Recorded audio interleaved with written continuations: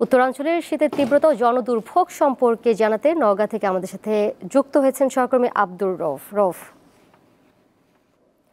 দিন আর রাতের তাপমাত্রার পার্থক্য কতটা থাকছে জানাবেন। ঠান্ডাজনিত রোগের প্রকোপ কেমন এখন, এবং আরেকটি বিষয় যে ছিন্নমূল মানুষেরা তো শীতে অনেক কষ্ট পান, তাদেরকে সহায়তার জন্য প্রশাসনের পক্ষ থেকে কোনো ধরনের উদ্যোগ কি নেওয়া হয়েছে কিনা, বা স্থানীয় বাসিন্দারা কি করছেন তাদের জন্য?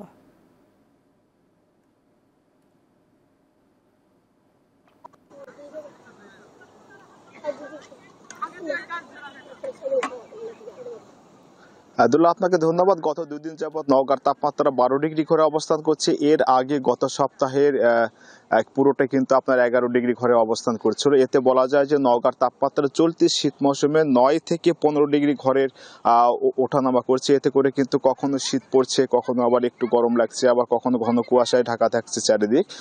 এতে করে অনেকটাই বিপর্যস্ত অবস্থা হয়ে পড়েছে নওগাঁর জন্য, যেমন বিশেষ করে খেটে খাওয়া ছিন্নমূল দিনমজুর শ্রেণীর যে মানুষগুলো রয়েছে, সে মানুষগুলো আসলে অনেকটাই বিপর্যস্ত অবস্থায় পড়েছে। তাদের আয় কমে গেছে। এছাড়া কিন্তু আপনার আরো যে বিভিন্ন বিশেষ করে নিম্ন আয়ের যে মানুষগুলো রয়েছে, তারাও কিন্তু আসলে অনেকটা বিপদে পড়েছে। সব কথা বলা যায় যে এই প্রচন্ড শীতের কারণে কিন্তু নওগাঁর জনজীবনটা অনেকটা বিপর্যস্ত হয়ে পড়েছে। এছাড়া কিন্তু আপনার উত্তরে হিমেল হাওয়া সেই শীতের তীব্রতাটাকে অনেকটাই বেড়ে দিয়েছে। আর এর কারণে কিন্তু নওগাঁ উত্তরে খাদ্য ভাণ্ডার হিসেবে পরিচিত। সেই খাদ্য ভাণ্ডারে কিন্তু এখন মাঠ জুড়ে বিভিন্ন সবজি চাষিরা চাষ করেছে। বিশেষ করে মাঠে কিন্তু এখন আলু রয়েছে। সেই আলুর গাছগুলো সূর্যের দিনের বেশিরভাগ সময় সূর্যের তাপটা না পাওয়ার কারণে, ঘন কুয়াশা প্রচন্ড শীতের কারণে কিন্তু আলুর গাছগুলো হলুদ হয়ে মরে যাচ্ছে। এতে করে কৃষকরা কিছুটা ফলন বিপর্যয়ের আশঙ্কা করছে। এছাড়া কিন্তু আলুর পাশাপাশি গুলো রয়েছে, সেগুলো কিন্তু একটু ফলন বিপর্যয়ের আশঙ্কা করা হচ্ছে। তো আমার সঙ্গে কথা হয়েছে জেলা কৃষি সম্প্রসারণ অধিদপ্তরের উপপরিচালক কৃষিবিদ আবুল কালাম আজাদের সঙ্গে। তিনি জানিয়েছেন যে শীতের এই সময়ে একটু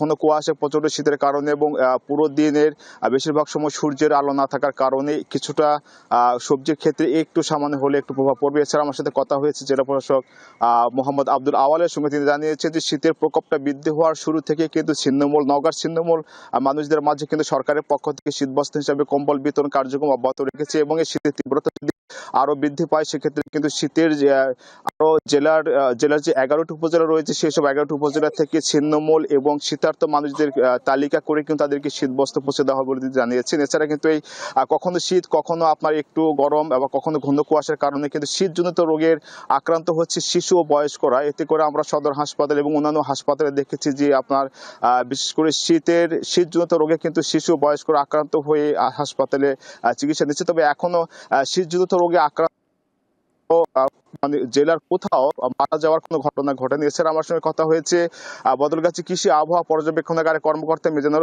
মিজানুর রহমানের সঙ্গে। তিনি জানিয়েছেন যে এই ধরনের আবহাওয়া এবং তাপমাত্রা ওঠানামা আর কয়েকদিন থাকবে বলে তিনি জানিয়েছেন।